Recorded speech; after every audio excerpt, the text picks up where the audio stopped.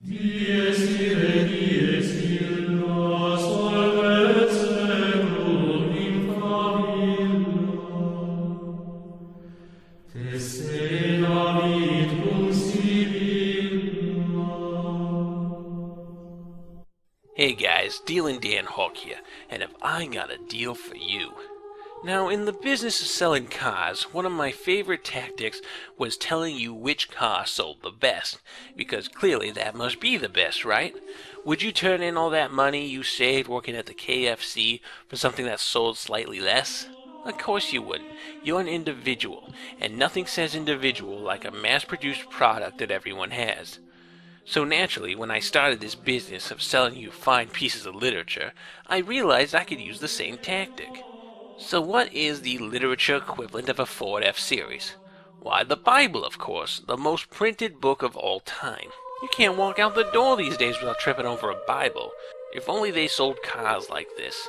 A Ford Focus for every room in the Motel 6. No, I ain't gonna sell you on the frickin' Bible. Chances are you either got one, or you had to put your hand on one because you had one fucking wine cooler before driving through a school zone, and the cop's breathalyzer was broken, and I was just trying to demonstrate the pinpoint precision of my brakes to that cute little crossing garden.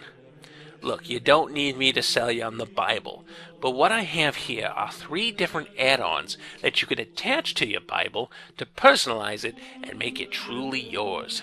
First up, we got a real popular add-on here called the Book of Mormon. Hey, you like shows like American Pickers or Storage Wars? Well, imagine them finding one of the holiest texts in the world in some ditch in New York. Now that would be quality TV. The Book of Mormon is kind of this side story about this old guy named Lehi. He had this bad dream and realized that the Babylonian Popo were on their way. So he gets his kids to knock off this pimp Laban and steal his brass, and they load up on boats to the good old USA. Then there's a lot of fighting, and it really just boils down to a metaphor for the immigration of Irish Catholics to New York City. I heard Daniel Day-Lewis is going to play Helaman. While the Bible is a popular add-on for the soccer mom and twinks in white shirts and ties crowd, it's also a great fit for all you nerds out there who pore over all those Star Wars books and make Zelda timelines and learn Klingon. You know that feeling of superiority when you're talking about Lord of the Rings and you realize you're the only one who's read the Silmarillion?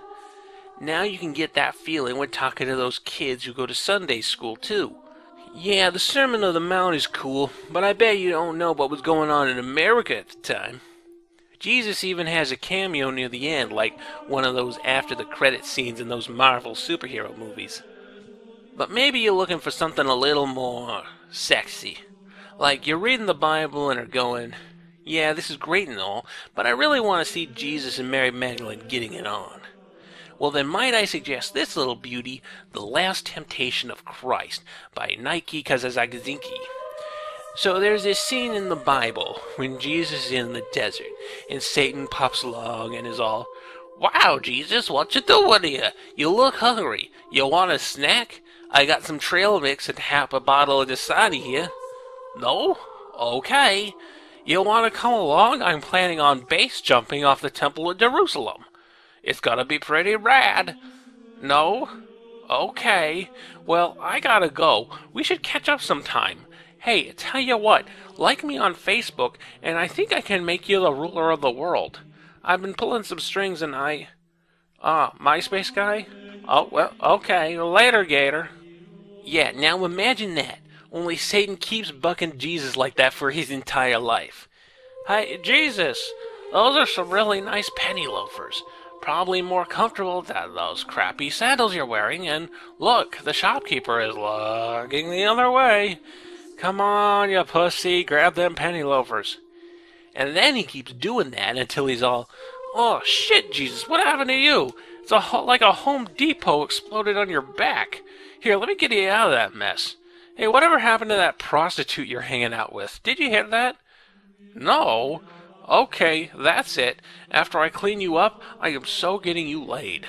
The Last Temptation is for those who like their Bible edgy, without turning it into some stupid Frank Miller dark and gritty bullcrap.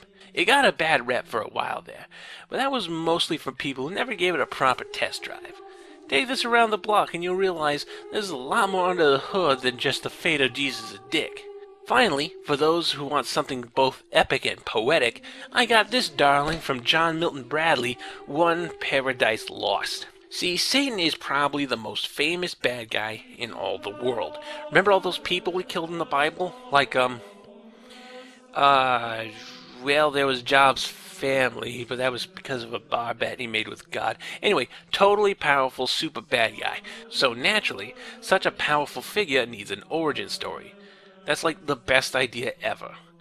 Turns out Satan used to be the prettiest girl in the ball back in heaven, and they decided he didn't like how God was running the joint and winds up causing a war, until Jesus shows up and goes all Neo on them.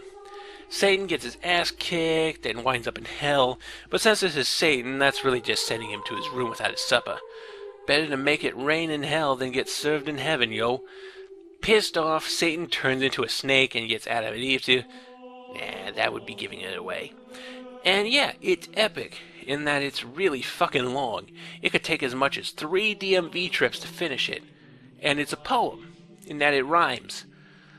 As a prequel to the Bible, there's naturally the question of if you should read it in chronological order or release order, the Narnia problem. And I guess that depends on if you prefer hood ornaments or spoilers. The internet keeps telling me not to give out spoilers, so what do I know? And there you have it, 3 great add-ons to your biblical experience. Of course, you could just buy them all and make this great combo story where Satan gets kicked out of heaven, tries to make up for it by giving Jesus drugs, and Jesus going, screw this, I'm going back to America. So yeah, I'm looking for $400 a piece, but if you buy all 3 at once, I can knock that down to a solid $1,000. What do you say? Well, alright. What if I throw in the complete brick testament for the kids?